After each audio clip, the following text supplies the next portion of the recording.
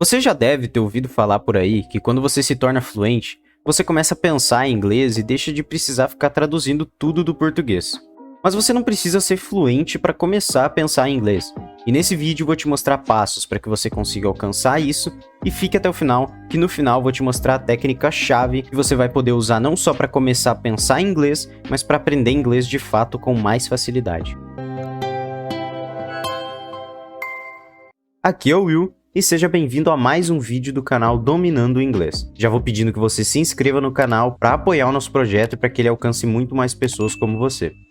Primeira coisa que você precisa entender é que pensar em inglês exige prática e tempo. Não é de uma hora para outra que você vai estar pensando tudo em inglês. O que você vai ter que fazer é aprender todo dia um pouco e ir acumulando isso de acordo com o tempo. Quando você menos perceber, já vai estar naturalmente pensando em inglês. Então tudo isso depende de prática e estar exposto ao inglês, ou seja, troque o idioma do seu celular, das suas redes sociais e comece a consumir vídeos e textos em inglês. Algo extremamente eficiente, que é uma técnica muito boa para você começar a usar no final do seu dia, é escrever como se fosse num diário como foi o seu dia, só que em inglês. Isso funciona muito bem porque você vai estar descrevendo o seu dia, então você vai acabar tendo que pesquisar palavras em inglês relacionadas ao dia a dia. Então isso é muito bom porque você vai estar realmente memorizando o inglês do dia a dia. Pare de traduzir as coisas de forma literal e busque o significado delas no dicionário em inglês e não no Google Tradutor. Existe diferença entre significado e tradução, você precisa entender isso. Pare de questionar e gastar energia pensando como é isso no português. Nossa, isso não faz sentido no português, ou como se traduz isso? O inglês é outro idioma, tem outras regras, outros costumes, outras expressões. Sempre que for tentar entender o significado de algo, vai até o dicionário Cambridge, procure o significado das palavras nesse dicionário em inglês. E caso você não consiga ler o que a palavra significa no dicionário,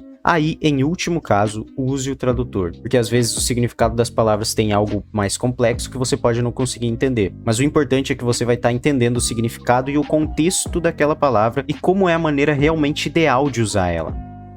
Fale sozinho em inglês. Desenvolva conversas em inglês com você mesmo. Isso vai te fazer ter que raciocinar em inglês e todas as palavras que te faltarem e surgirem dúvidas, você vai ter que ir pesquisando naturalmente. Você pode desenvolver conversas sobre o que você quiser, e é uma ótima forma de guardar o inglês na sua memória, para que caso você precise falar com alguém em inglês, você vai recordar daquelas conversas que você teve com você mesmo e vai conseguir se expressar melhor.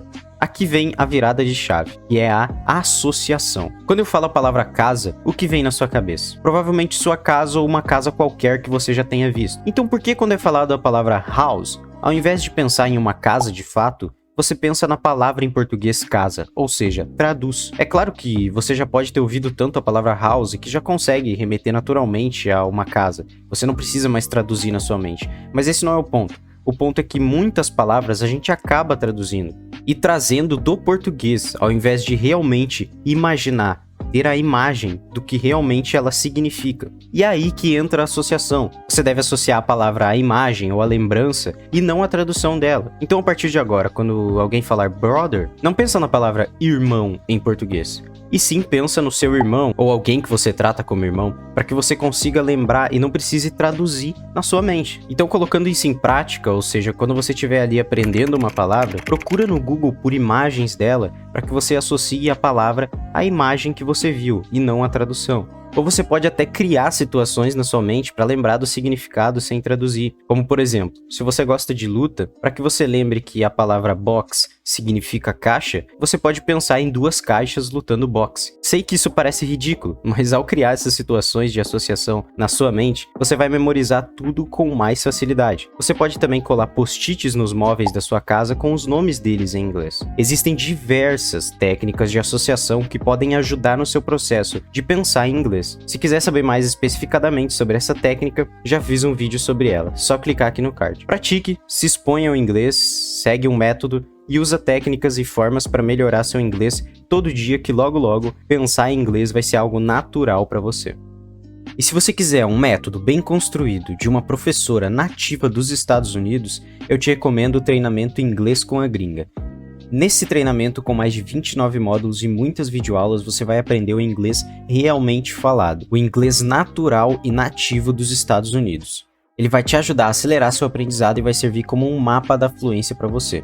Se você quiser, eu vou estar deixando o link com desconto na descrição. Acesse lá e dá uma olhada que vale muito a pena. Até o próximo conteúdo.